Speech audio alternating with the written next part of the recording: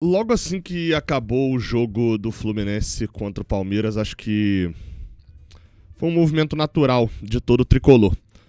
Dar uma olhadinha aqui pra tabela e falar, beleza, com quem eu tô brigando contra o rebaixamento? Óbvio. Depois de agora, já nessa quinta-feira, esfriando um pouquinho a cabeça, você provavelmente olhou de novo e falou, beleza, ainda estamos um pouco longe. Mas óbvio que um sinalzinho amarelo lá no fundo foi ligado. Vamos falar um pouquinho sobre tabela do Brasileirão. Tenho falado pouco, porque de fato estava muito complicado de entender onde o Fluminense está, mas depois de 3 derrotas seguidas, a gente não vai falar de rebaixamento aqui diretamente, né? Assim, acho que não é esse o nosso papo, mas a gente também cancelou papo sobre título. Nem na emoção do torcedor dá pra gente crer muito nisso. Deixa o like aqui embaixo, se inscreve aqui no canal e vamos embora pra gente poder falar de Campeonato Brasileiro e de Sul-Americana, tá? Vou falar um pouquinho de Sul-Americana também. Tabela do Campeonato Brasileiro tá aí na tela. Cruzeiro líder do campeonato. Nessa rodada, especificamente, o Cruzeiro empatou com o Corinthians, né, 0-0 na Neoquímica Arena. Inclusive, eu vou botar aí na tela os resultados que aconteceram nessa rodada de Campeonato Brasileiro. O Flamengo está em segundo, o Palmeiras foi a terceira colocação com 19. O Palmeiras pode ultrapassar a equipe do Cruzeiro ainda com 35 pontos, assim como o Flamengo também pode virar líder, porque tem um jogo atrasado contra o Sport, né? Pode ir a 36 pontos, porque tem um jogo a menos, aqui tá, né, o número de jogos. O Cruzeiro já tem os 16 jogos, a gente acabou de finalizar a 16ª rodada. Cruzeiro, Red Bull Bragantino, Corinthians, Vitória, aí o São Paulo e é só o São Paulo também, que joga hoje contra o Juventude, que vão ter 16 jogos, né? Praticamente ninguém tem. E aí a gente tá aqui no meio da tabela, tá em oitavo hoje. Tem um destaque sobre a tabela do Fluminense, né? A gente tá em oitavo com 20 pontos e a gente tem 2 jogos a menos que quem? Esses poucos aí que eu citei. Mas se você reparar olhando pra cima, o Fluminense não passa ninguém com esses 2 jogos a menos. Isso porque o Fluminense tem 20 pontos, o Mirassol, que também tem 2 jogos a menos, tem 24, o Bahia, que também tem 2 jogos a menos, tem 25, o Botafogo, que também tem 2 jogos a menos, tem 25, e aí o Red Bull, que tem 2 jogos a mais que a gente, tem 27. Só que mesmo se a gente ganhar os 2 jogos, a gente não passa o Red Bull, porque a gente vai a 26, né? Esses jogos atrasados são contra Mirassol fora de casa e Ceará em casa. Então assim, o cenário pra gente pra cima, a gente tá na rabeira ali, tá empatado com o Atlético Mineiro, com o Inter e Corinthians, por exemplo. No caso de Inter e Corinthians, tem jogos a mais do que a gente. Mas assim, a gente tá olhando muito mais aqui pra esse miolo da tabela, que vai do Fluminense até o Grêmio, né? O Grêmio na última rodada empatou. Essa rodada não jogou, né? Talvez o Ceará, o Grêmio, o Ceará vem numa decadência grande também, que é esse bloco onde os que estão caindo encontram os que estão subindo. Tipo, o Fluminense tá caindo, o Ceará tá caindo, os dois têm 3 derrotas seguidas, dá pra ver aqui no cantinho. Encontra, por exemplo, o Internacional, que fez um início muito ruim, que tá com 3 vitórias seguidas. Então, é aquele meio termo ali do campeonato. E a gente não tá ligado na galera da zona de rebaixamento, né, gente? Assim, de fato, a gente tá num... novamente, eu pensei em fazer esse vídeo ali porque foi uma sensação que geral teve e que eu imagino que seja comum realmente de se ter, né? Depois que seu time perde 3 seguidas, seu time não era líder, né? Então, assim, a diferença hoje ali da gente pro Z4, com 20 pontos, a gente tá a 6 pontos do Z4. Mas vale o registro de que os caras têm um jogo... Aqui, ó, o Santos aqui embaixo. O Santos tem 14 pontos. Tem um jogo a mais do que a gente, o Vasco tem 14 também tá ali, mas assim, são muitos times dividindo a gente, ou seja, muitos times precisam ganhar. E, obviamente, o Fluminense está na sua pior fase no campeonato. Então, não acho que seja o campeonato do Fluminense disputar rebaixamento nem nada disso, não. Mas, obviamente, que o primeiro pelotão se foi, né? Palmeiras, Cruzeiro e Flamengo se distanciaram da gente num nível que pra gente pegar vai precisar aí de 10 rodadas, por exemplo. Ou de 4 rodadas muito perfeitas. O Cruzeiro, por exemplo, acabou de abrir 14 pontos da gente. Se o Cruzeiro perder 4 seguidas... Aliás, eles precisam perder 2 seguidas e o Fluminense vencer 4 seguidas, porque tem jogos a menos. Então, enfim, são resultados ali mais difíceis, né? Nessa rodada, Vasco e Bahia não se enfrentaram, os dois estavam jogando pela Sul-Americana, os dois eliminados, por sinal, vou falar de Sula já já. Atlético Mineiro e Fortaleza também não se enfrentaram, porque o Atlético Mineiro joga nesta quinta contra o Atlético Bucaramanga em BH pela Sul-Americana, e Grêmio e Botafogo também não jogaram, porque o Grêmio enfrentou a equipe do Alianza Lima também foi eliminado. Galera, o Fluminense tá ficando sozinho na Sula. Ceará e Mirassol foi um dos jogos que rolou. O Mirassol ganhou por 2-0 dentro da Arena Castelão. Eu fiz uma análise muito errada sobre o Mirassol no início do ano, já me corrigi aqui no resumão da rodada, nesse vídeo que é uma espécie de resumão da rodada, não é exatamente, mas e que falei, o Mirassol foi contratar o mesmo elenco do Cuiabá, gente. O elenco do Cuiabá ficou na Série A durante um bom tempo, né? Foi pra esse mesmo espírito. Os caras estão com um saldo de gols de mais 10, comparado ao do Fluminense, que é menos 1, isso é uma doideira, né? O Mirassol fez mais gols que a gente e tomou menos gols que a gente. Olha a diferença que tá aqui, ó. Os dois venceram 6. Aí só que eles pegaram 2 derrotas, a gente 6. Ou seja, eles pegaram 4 jogos que eles iam perder, eles empataram. A grande diferença do Mirassol pro Fluminense tá aqui. Enfim, né? 2-0. E o Ceará vem em queda livre, né? 3 derrotas seguidas. Eu acho que é a hora que o elenco começa a fazer diferença, né? Eu tava lendo uma análise sobre o trabalho do Léo Condé, que tá igualzinho do Vitória no ano passado. O cara sobe o time, não dão pra ele um elenco de Série A, ele começa fazendo alguma coisinha ali, mas ele não tem um elenco de Série A, né? Enfim. Outro jogo que teve nessa rodada também, além do 2-1 do Palmeiras no Fluminense, foi Corinthians 0, Cruzeiro 0. O Corinthians bateu, foi doideira, mas segurou o Cruzeiro, né? O Cruzeiro líder que vinha ganhando de geral.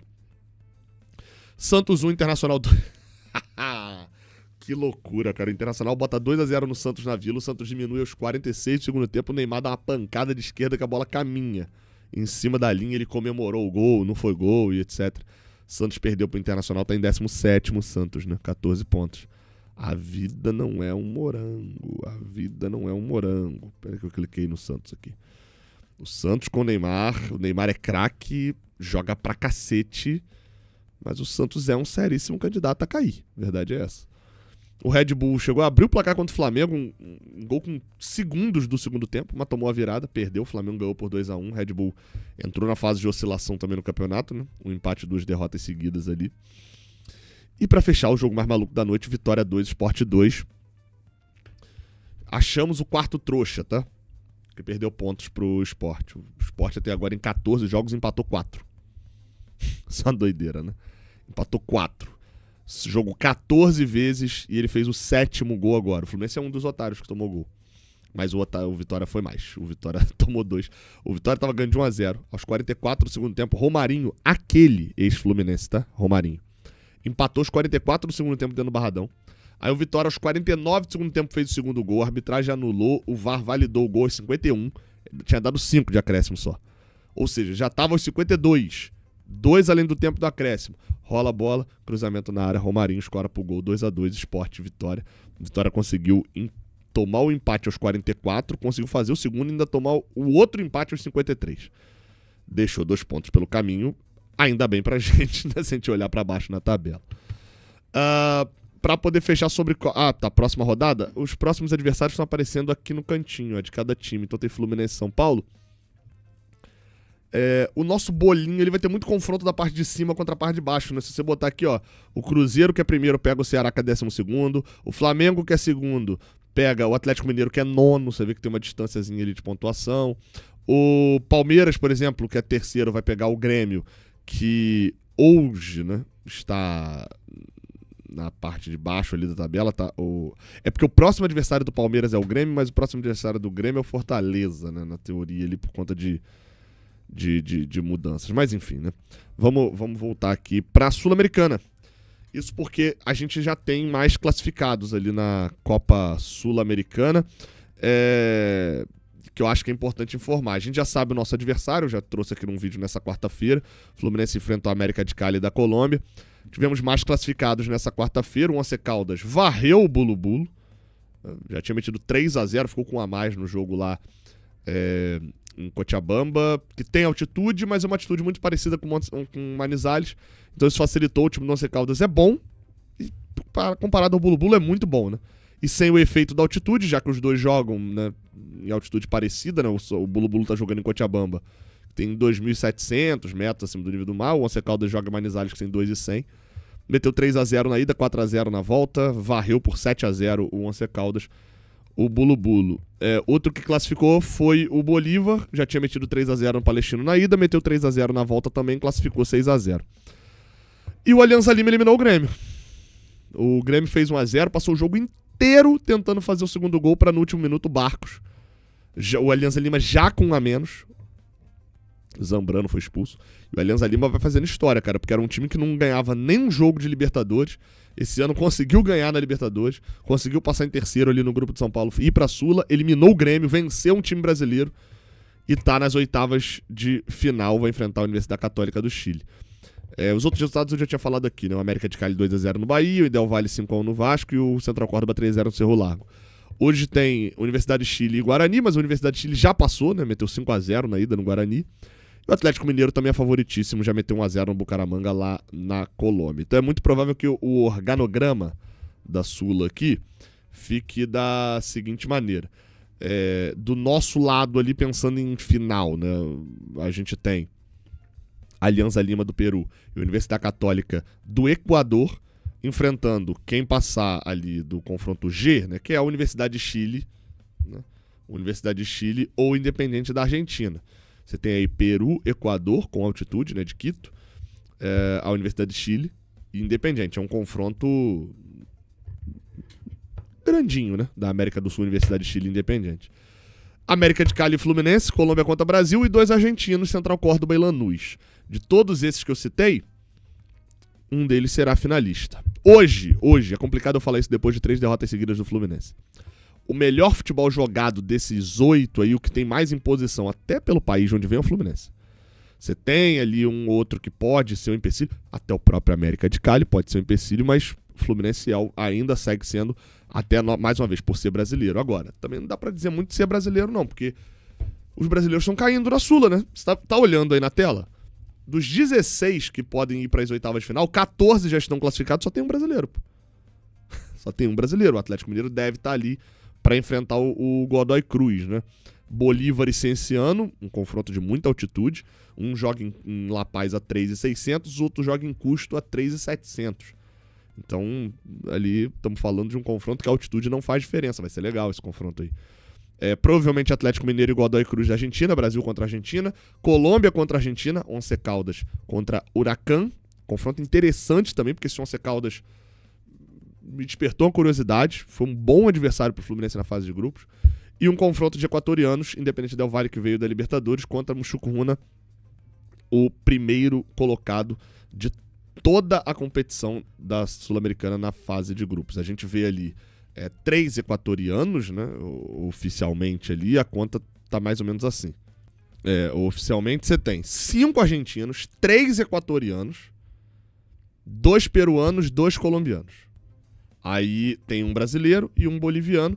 Pode ser que venha um chileno, né? É o mais provável, venha um chileno e mais um brasileiro. Então você ficaria com 2 brasileiros para ser 5 argentinos e 3 equatorianos. Metade, basicamente, é de Argentina e Equador. Ainda representativo com 2 peruanos e 2 colombianos nessa fase aqui. Também pode vir mais um colombiano se o Bucaramanga passar. Olho na Sula, né? Renato falou na coletiva ali algo sobre poupar, priorizar a competição, se o presidente der o ok. Enfim, vai lá assistir a coletiva comentada que você vai entender um pouquinho melhor. Se inscreve, deixa o like, dá a tua opinião aqui embaixo. Tamo junto, até a próxima. Valeu.